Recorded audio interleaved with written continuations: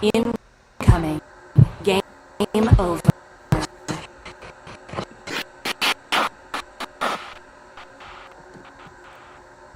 Hello and welcome.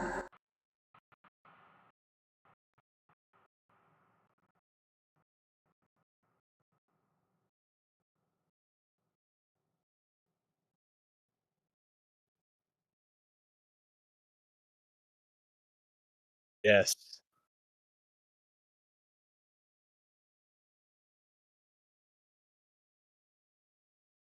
That was a statement game right there for the Ottawa Sens.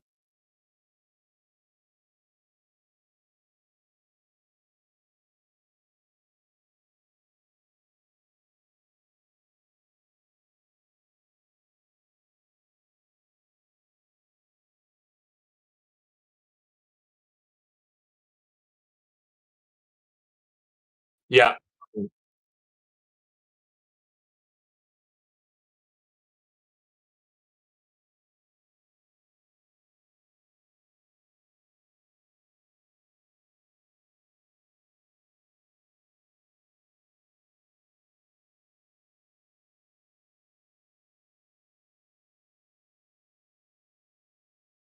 Yeah, let me just jump right in there. Can you hear me right now? Okay. Yeah, like I was saying, like that was a statement game for the Ottawa Senators. They needed that absolutely. Like this was the first time in the season where I think the fans were really starting to, have a little PTSD there. We've seen this before, especially on the Western road trip, and they always put up a good performance at home.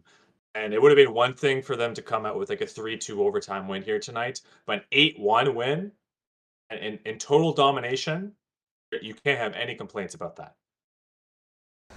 Yeah, you're right for sure. Um, Looks like we're still having some audio difficulty. All right. How about now? Sounding good? Get the mic out. Okay. I'm going with the webcam right now. Yeah. Yeah, you're right for sure. Are you able to talk, Damian? Can you hear me? Yeah, test Okay, one, there we two, go. one, two. Sorry, we had a Yeah, bit of sure, an audio issue there. It looks like we might be through it now. Okay, so Damien, we're gonna dive right into some of the game chat. Um, Great first period from the Ottawa Senators. You and I talked a lot last week about how they've been starting games, and I wouldn't say the last game in Colorado. I would say that was a pretty poor first period by some of the standards they've set so far this year, but um, definitely a better start tonight, coming out and getting 3 goals right away. Oh yeah. Yeah, like you needed that early goal too. And what was that, minute and a half in? Josh Norris, a great pass by Claude Giroux, just streaking on the left side. That little head fake looking back. See, there's a guy trailing in behind.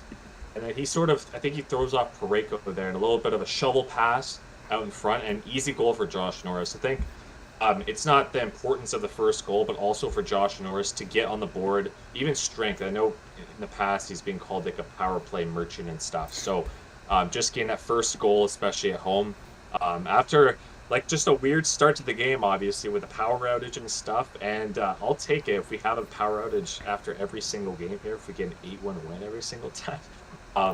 But yeah, that was a great play, great pass by Claude Giroux, and even better finish by Norris. Yeah, well, a lights out first period for sure, I guess you could say. I don't want to dwell on the power stuff too much because I think TSN really focused on that enough for all of us. I think that was the most coverage of any sort of non-game related event I've seen in quite a bit of time. Like they were asking all the players about the power outage before the game. They asked Travis Green about it on the bench. Pretty funny stuff. Pretty funny situation, but a great start to that game, like we were saying. We're not going to talk about him too much because obviously the offense was sort of the story of this game, Damien, but a really composed performance from Linus Ullmark, especially coming off a game in Vegas where he shouldered a lot of the blame. Yep. It's tough that you get the shutout. He made around 20 saves tonight, so that's what you want out of your goaltender. You want There was a couple of chances here and there for the Blues. They had a terrible night. Let's be honest. Like, if the Blues had a good night, maybe the game would have been, like, I don't know, 8-3 or something, but they played like trash. They literally played like trash. You could see it on their coaching staff tonight. But you know what? The Sens, you'll take that. And for Linus Ullmark, he needed to say as well. He needed to. The Holloway goal, like, that's a great pass across from Texier across the slot. Like, it's a one-timer on the power play. I mean, sure, Sanderson, I guess, should have been in the lane to cover that, and it's unfortunate we did get the shutout, because I was thinking, man, too, that, 2 games for me and you to cover the Ottawa Senators here, we could have 2 shutouts. The fact, like, this team barely got any shutouts ever would have been awesome, but it's okay. We got a total score of 12-1 combined. Yeah, for sure. That's a great start to at least our careers here over on Game Over Ottawa. And just while we're on the subject of Game Over, I just want to give a special read to Hyperdrive Hockey. It's the flagship show of the Game Over Network on the Game Over Network channel. Hyperdrive Hockey is where you can find all things hockey across various leagues in multiple countries. Whatever it is, wherever it is, Max, Daphne, and Kev have you covered for all your hockey news with a steady dose of fun and fan engagement. You can find Hyperdrive Hockey on the Game Over Network YouTube channel or wherever you listen to your favorite podcasts on the Hyperdrive Hockey page too, and at GameOverNetwork.com. Damian, just a little bit more on the overall game for the Senators tonight. One thing I wanted to focus on, because it was a big point of our conversation in our last game, which was the Utah game, is the depth. And the forward depth was really on one tonight, especially considering the fact that there was no Shane Pinto in that lineup. And, you could see it in the Vegas and Colorado games that they were really missing, I felt, Shane Pinto. But the way some of the depth players came out tonight, just, there was a lot of flight, a lot of hard play, especially in the first period from Amadio, Gregor. I was personally really impressed with the two of them. Ostapchuk filling in well. Talk to me about some of your thoughts on how some of the depth players played tonight for the Sens. I'm looking at the time on ice here. It is very even. The lowest amount of ice time I'm seeing is Zach McEwen at 11.5 minutes. I mean, of course, like, the game was kind of out of reach by the middle of the second period. And the highest for the forwards is, I think, Claude Giroux at 16 minutes and 38 seconds. But the depth played great tonight. I mean, like, there was no bad player on the ice for the Ottawa Senators. It's very rare we get to say that.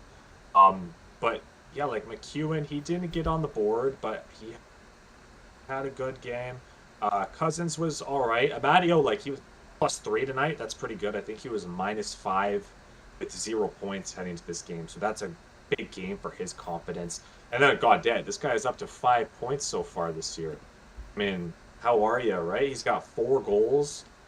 I think he missed 1 game on the season, so he's got 5 points in 8 games. This dude is playing like 10 minutes a night. Just an offensive weapon in the bottom 6, and he's looking real good. And it's nice to know from his perspective that, like, his coach knows him, right? He knows how to utilize him. He's never going to be a guy in your top 6, but stick him in the 4th line and get him on the second power play. He's gonna if he's in the right spots, he's gonna be a pretty good player. Yeah, absolutely. I think one word I'd use to describe this iteration of the Sens bottom 6 compared to other years, they seem a bit more streetwise. They're just making a few more smarter plays. I think there's a bit more purpose, I'd say, almost to what the bottom 6 is trying to do this year. I felt in past years when you had guys like Austin Watson, Mark Kaslick, Parker Kelly sort of in the mix, all players, that don't play in the organization now, you didn't know what to expect when you threw the bottom guys out there, whereas now I really feel like when the bottom 6 goes out, I know that they're going to play a hard cycle game. I know that they're going to finish checks. And, it's nice to see them get rewarded, especially somebody like you said, Adam Gaudette, with a couple of goals now tonight, couple more in the, he's got a few now this week, really fitting in nicely for the Senators and just really proving to be a great underrated depth signing. And if he can keep it up, I think the Senators have some found money here. And, it's a smart thing. Pierre Dorion and DJ Smith, I felt, often had the tendency to dive back into a coach's past to pluck players here and there. I especially remember it in the Guy Boucher era. He did it a lot. And sometimes that's an okay thing to do. Familiarity is a good thing. It's a tool for sure. but it seems to me like Travis Green knows exactly how to use Gaudette. He's not trying to use Gaudette too much. He's not trying to use McEwen too much. He's playing them to their skills, and it's really paying off for the Senators. Yeah, like we'll see how the season goes along with them because originally I actually had Jan Yannick penciled in as the fourth line center going into the season. I had no real I guess I don't want to say confidence, but like I didn't think that Gaudette was going to make this team straight up because when you look at his contract, I think he's gained $400,000 if he play in the AHL, right? That looked like a complete AHL signing. He was going to be an AHL scorer. He was going to be their first line winger, center, whatever it is, down in the A, and get a bunch of goals because he scored 44 last year, right? And all of a sudden, this guy has a great camp, and you're like, damn, like this guy he can make the team. But then where does he fit, right? And then there you go, fourth line center. And I think he's 28 years of age. Right? He's not a kid anymore. He's not like there was a one point where Adam Gaudette was a very big prospect.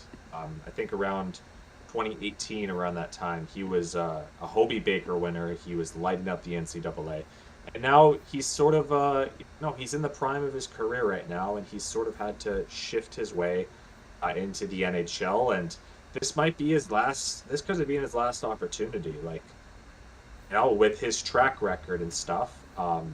It's possible if he didn't have a good start this year, he goes down to the A. Maybe he just has a career over in Europe. But this is a good start for starting up a new sort of NHL career for him. Before we start to transition to a couple other things, I think we should just spend a couple of minutes talking about the Sens' top guys tonight because it really seems like that change that Travis Green made in the top six about a week ago now.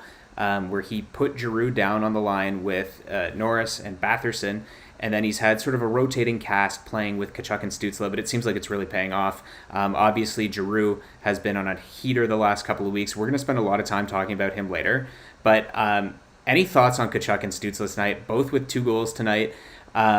It's safe to say that the 2022-23 Tim Stützle is back. He certainly looks back to me.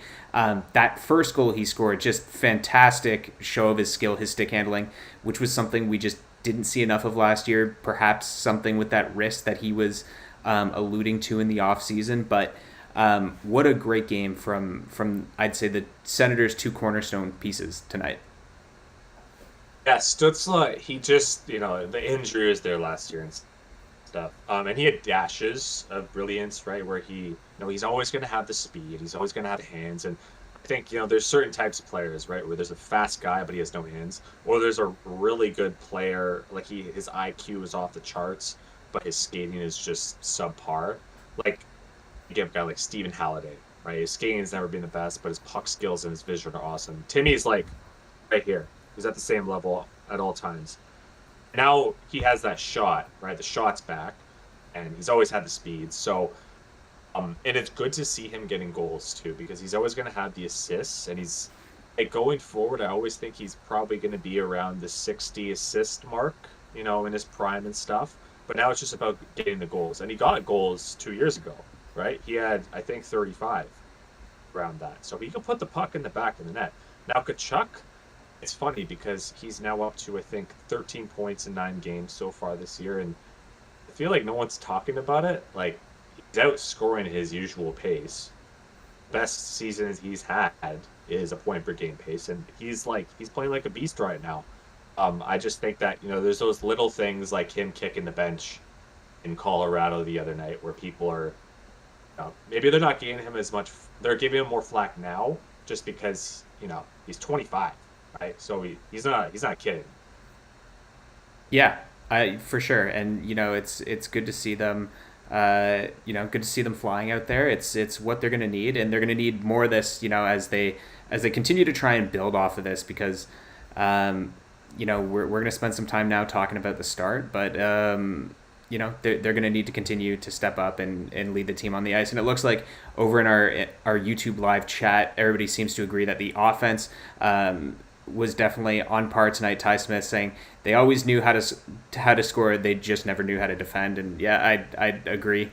That scoring touch, they showed it tonight. It's definitely been there the last couple of years, but it's always fun to see a game like this where they can just not relent offensively and sort of just take over, and you don't really have to worry about the defense or the goaltending. All right, so Damian, we're going to transition now into talking about the start that the Ottawa Senators have had. 5-4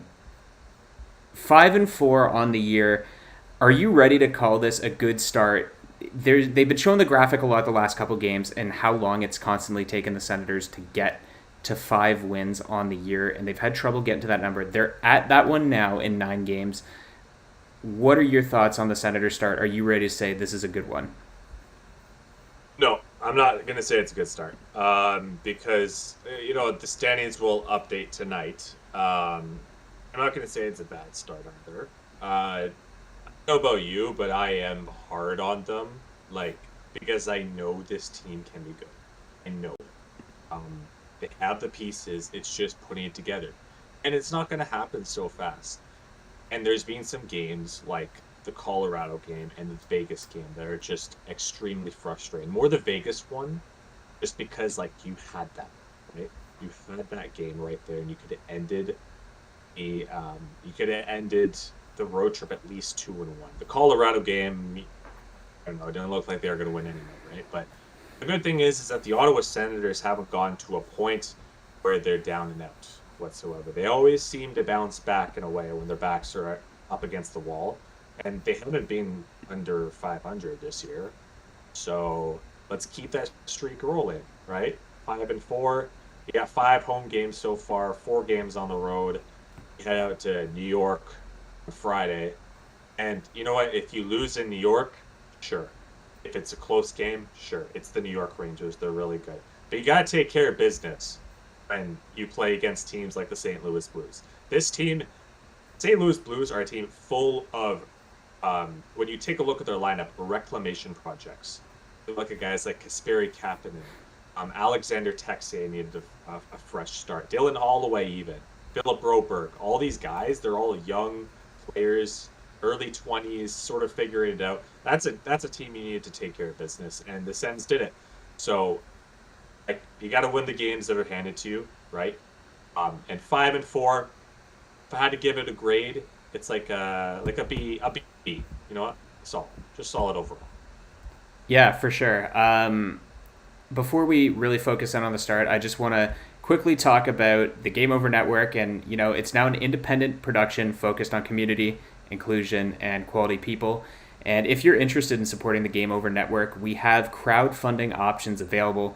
In the description of this episode, you can find a link to our Patreon page, and we're also working on a page through La Ruche, a crowdfunding platform for companies originating in Quebec. And for La Ruche, we're aiming to raise $15,000, and if we hit that goal, we'll gain access to government grants that will allow us to employ even more people. So if you have any ideas for what you'd like to see us do as giveaways from these crowdfunding efforts, please let us know in the comments on Twitter, Instagram, or our Discord server. That's in the description. You can find more information on that. So Damian, I'd take the opposite route a bit for you. I'd actually call this, I would use the word good on the Senators start so far. They mentioned it on the broadcast, and I had this thought in my mind the last couple of weeks, particularly on the weekend after the tough results in Colorado and Vegas. The Sens have played some really good teams so far, and I think there's not been enough conversation on that. It was said tonight, I think Mike Johnson said it, the Senators have now played, already this year, the winners of the last 6 Stanley Cups. And aside from the Blues, I'd say most of those teams are probably still in and around that level where they can compete with the upper echelons of the league. So on that basis, I think the fact that they're holding over 500 so far after tonight's great result, I'd say it's pretty promising at least. Obviously, there's that bit of a worry and a bit of concern that they definitely could be better at this point because you wanted to get more points out of those Vegas and Colorado games, and you should have. But is there something to that the Sens have just played really good teams, and perhaps, we just haven't seen them play a stretch of teams that are at least in and around their supposed level? Okay, there's something to be said about it, for sure. I get where you're coming from. It's just, okay, maybe I have like higher expectations for this team, just because when you watch them throughout the years, right? Like, they don't usually get destroyed in a game for the most part. They find ways to lose. They don't get beat, I find. Um, because they have the offensive talent to score. It's just about putting a full 60 together, and they just have lacked doing that. If you go through the schedule here, I mean, it's like, okay, you go against the Panthers, that's a solid win. Like, good job. But then you lose against the Canadians, right? Beat the Kings, should have won that probably, and you did. The New Jersey game, understandable loss. Tampa Bay, not like close game, but they came out with a win, and I think they deserved it. Utah, like, probably shouldn't have won, but you got the goaltending. The Vegas game, that's the big one, because that was a huge test for them, right? That's why I'm still a little bit hesitant on this team because of games like that. It's like when the pressure is on and you're on the road too, right? You still got 41 games on the road. You might be really good at home, but you got so many games on the road in the Pacific time zone, the Central time zone. And like if you drop those games against Vegas and Colorado, those are huge tests, and they didn't live up to it. That's where I'm at, though. That's why. Yeah, it's interesting. I sort of, I in past years I've been really down and really negative in some of the results, but I think this year so far, I think I'm definitely more on the optimistic side, to be honest. I think I look at the Vegas game, and I think there was a lot to like in that game. I thought the Senators played better, and they just quite simply didn't get a lot of bounces. The Colorado game, I think there was a lot more to pick apart, but at the end of the day, I think it's, they just look a bit more cohesive to me than they have the start of the last couple of seasons. Maybe it's because there wasn't this as much hype coming in, and I mean, to me, some of the discussion around the team, at least in the last couple of days since the game on Sunday night, you would think the Senators were a lottery bound team, and I don't see that. I think they, from what I've seen in the basis of 9 games, I think they're better than Montreal, despite the loss there. I think they're better than Buffalo, and I think they're better than Detroit. I just think the Senators just need to go through a period of softer games. I was looking way ahead into the schedule. They've got a pretty hefty, group of teams still coming at them until the middle of November. So they're just going to have to do their best to keep their head above water. But I think if you look ahead into December and January, the quality of opponents starts to really come down. So it's, I would say the one good positive thing is that a lot of these games right now for the Senators are at home because they have that huge road trip coming up in December during the World Juniors. But let's pose it, if they're at 500 2 weeks from now, would you still be okay, or would you have as many concerns as you do right now, if not more? I'd be okay with it. Would I be happy? No. Because, like, okay, as fans going into the season, we're going to be pulled from many different directions, I think. Because the past couple of years, it's like, all right, 2 years ago in 2023, we were expected to be sort of in the mix. The next season, we were supposed to be a playoff team, and then it was just a complete letdown last year. And last year was hard, man. Like, I don't know how many games you watched. A lot. But there were times last year where, like, I was in my last year of school, and I was prioritizing being a broadcaster for DMU, formerly Ryerson University, and I'd miss the game. I'd be like, oh, okay, I missed the game. Like, we already so out of it, right?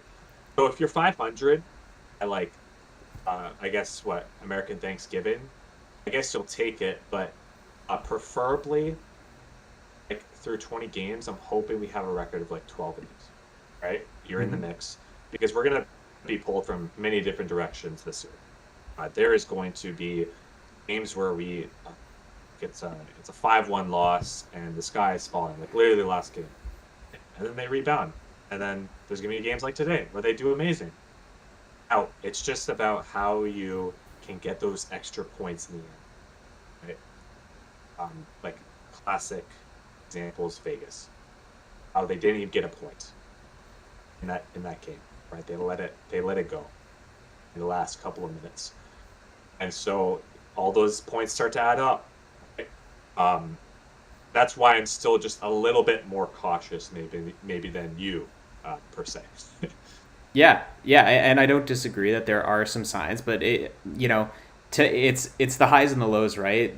There were some really low points on the weekend in those two games, but then you look at the extreme highs of a game like tonight, where you see really what this team is capable of against, St. Louis is no slouch of an opposition. They should be. I don't think they're a playoff team, but they're supposedly in the same sort of bubble that the Senators are supposed to be in, and the Senators completely blew them away tonight. So it's really frustrating when you see nights like tonight where you see what this team is capable of. Maybe like Adam Firebear says in the chat, it's been a while since DJ Smith was here. Maybe they're growing. Maybe this is all just part of it, and they've got to continue to ride the wave with the ups and the downs. Damian, I want to transition into another segment and focus in on one player now. Before I do that, I just want to take a quick moment to talk about the platform that you're all watching this game on, Game Over Ottawa.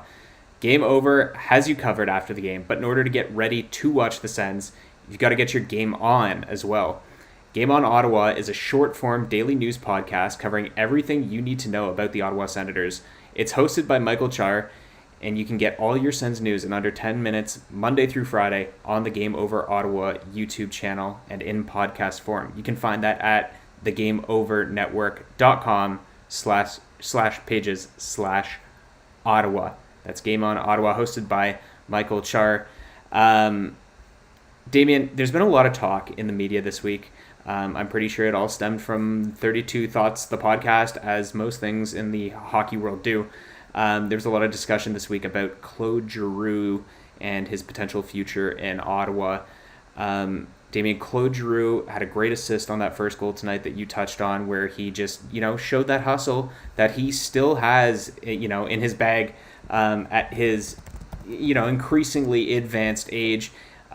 He's now a father of 3 as of a couple of weeks ago. He's turning 37 in January, but I'd still say he is absolutely one of the best players on the Ottawa Senators. Damian, give me some thoughts on Claude Giroux, especially in the past week, how good he was on the weekend. How valuable is Claude Giroux to this team right now? Is he the most valuable player on the Sens right now? Right now? Right this instant. Is he in this mix? If you removed Claude Giroux right now, do things just fall apart? Very good question, actually. Because the first thing that popped in my head was Brady. But then if you take out Giroux, then you have the young core, whatever, right? You throw in the first power play, like the Chabot, the Bathersons, all the Pinto would be the second tier or whatever. Then you have I guess Perron's on the lineup. Zub's on the lineup. So then your go-to vet is Amadio, Hamonic. So that's a very good question. I'm not gonna lie. You know what? I'll say yes just for now. Right now, yes, because there's a lot of eyes on, like you said, maybe not as much as I would have thought, because even in the summer I was like, damn, Giroux can be extended. It could be today on July 1st, and he wasn't, and it makes sense because it's this guy's gonna be 37 in January. He doesn't have a cup yet, and I know his wife was very big on coming home and stuff, but knowing Giroux, he wants that cup so bad, right? And we have to make it a mission. For the Ottawa Senators, all those players on the roster, you have to make it a mission to make this guy stay. It's that's a guy you go to war for. He puts the thing the Sens have lacked in so much over the years is quality vets, right? When you think about going back to when we traded all those players, so starting from 2018 up until 2022, basically, who was our best vet? That was a quality player, not only good in the room but good on the ice.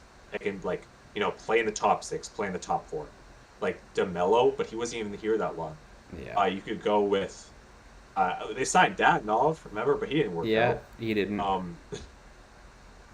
They acquired Stepan, he didn't work out. So No. You need a guy like this in your lineup that can show the way, but he's still good on this. And you can see it too, right, when they play, just how much Claude Giroux means to these players.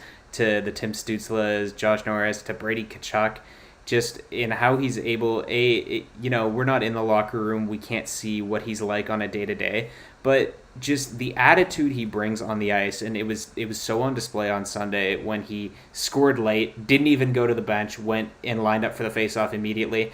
And, again, I said it right off the top, it was hard to refer to this game as a must-win, but it felt like it just because the fans really needed a boost after a pretty disappointing weekend.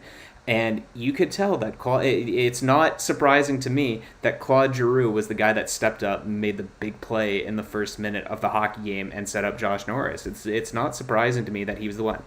Look, we'll give a little therapy session here, and I'll confess to you, Damian. I, coming into this season, was slightly worried about Claude Giroux. Not because, Claude Giroux isn't an outstanding human and leader, and wasn't concerned about his attitude. I was just concerned that there was going to be a dip in production. And it's still early days, but it looks to me, knock on wood, like the production is still there for Claude Giroux. He's up to, I believe, 5 goals now on the season as of Sunday. He tagged on another assist tonight.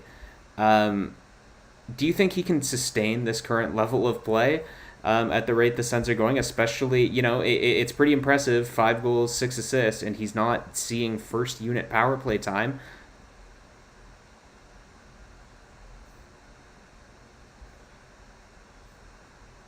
Sorry, it looks... Yeah, okay, we got the audio back. 60, lagged a little bit there, but yeah. Claude Giroux, last year, he had 64 points. I thought he had a little bit more than that, to be honest. But I don't think he keeps it up, no, because if you're going on 11 points per 9 games, you're looking at a 100-point season. But I don't see that happening. But I could see a 70-point season in the midst. I know we're riding a high right now with him because he's had this great couple of games here.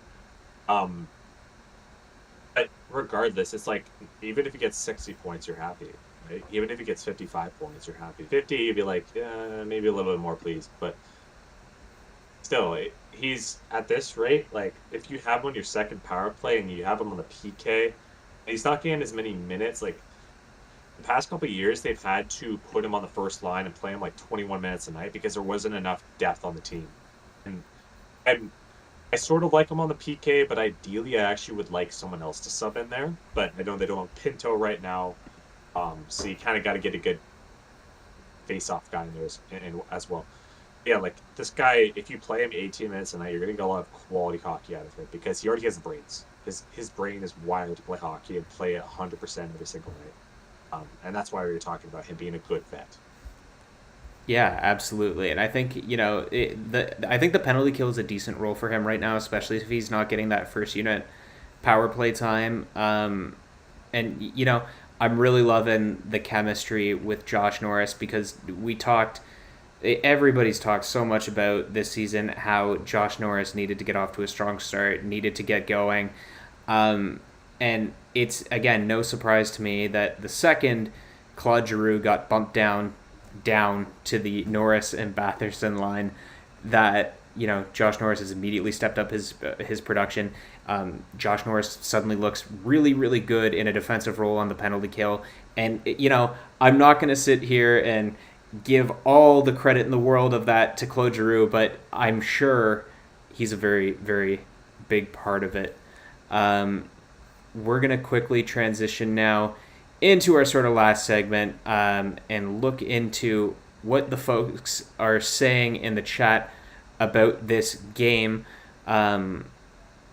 Before we do that, I just want to quickly talk about GameOver merch. Yep, what better way to support something you love than by rocking it as clothing? GameOver's apparel line has dropped with 3 unique designs, whether you feel the nostalgic pull of our retro skater design, if you want to make a statement with our established design, it's currently on sale, or you want to wear your love for goalies proudly with our Live and Die by the Goalie design, or if you just need another coffee to get through the winter, we have you covered. Designed by Brady Chalice from GameOver Winnipeg, use the QR code on stream now and take a look through our apparel store and help us rebuild local sports media in Canada while repping your community. I've ordered the Game Over Ottawa shirt. It's all great stuff, and you should definitely take a look. Damian, any chatters standing out to you? It seems like we got a pretty active one tonight, and I'm glad that's happened, especially after a nice 8-1 victory for the Ottawa Senators.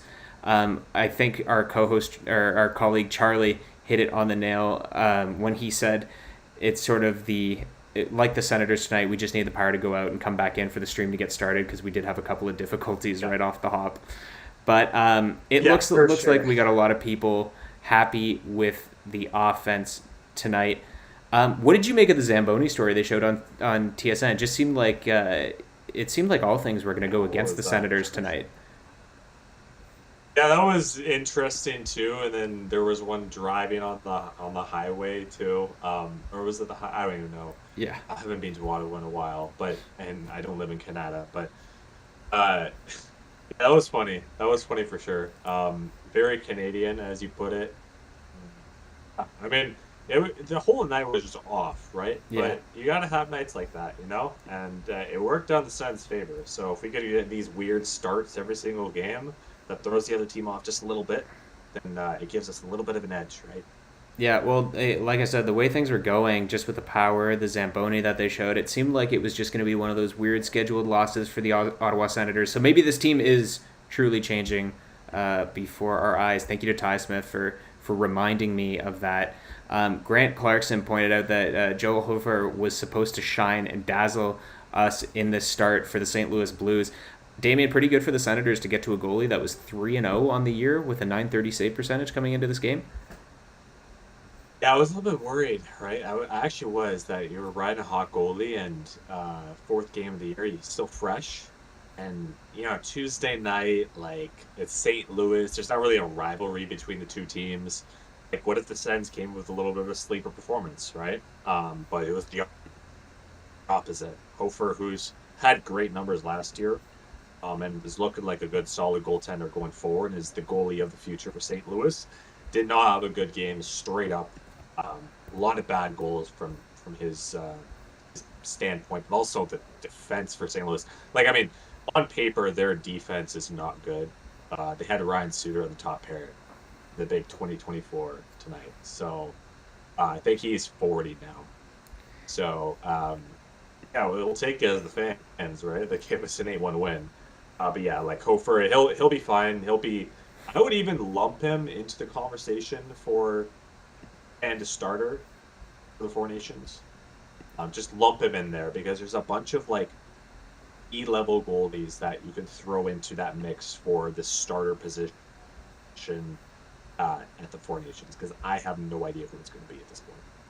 Yeah, it's that's definitely going to be one of the bigger stories in hockey media over the next couple of weeks. It's I think I saw James Duthie refer to it last week as a constitutional crisis, the Canadian net position. So that'll be one to watch. Last one, Ty Smith said, "Who wanted a goalie fight?" Yeah, that was. I mean, I shouldn't be surprised that Jordan Binnington was in some way involved in this game, especially as it got ugly towards the end. But I'm glad Linus Solmark didn't bite, because the absolute last thing I think anybody wanted was to watch Linus Solmark get hit in the face at the end of that game from that. I mean, I use this word very sparingly, but psychopath Jordan Binnington. Yeah. An 8-1 game too.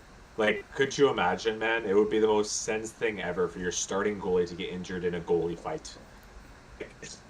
So I was happy. I was like, at one point I was like, this doesn't happen that often. I haven't seen in my life as a fan. When was the last goalie fight we saw? It would have been Ray Emery, right? Back in 2006, 7? Probably Ray Emery. I think if I wanted to see a Sens goalie fight, I think I'll take it in a Battle of Ontario or something like that.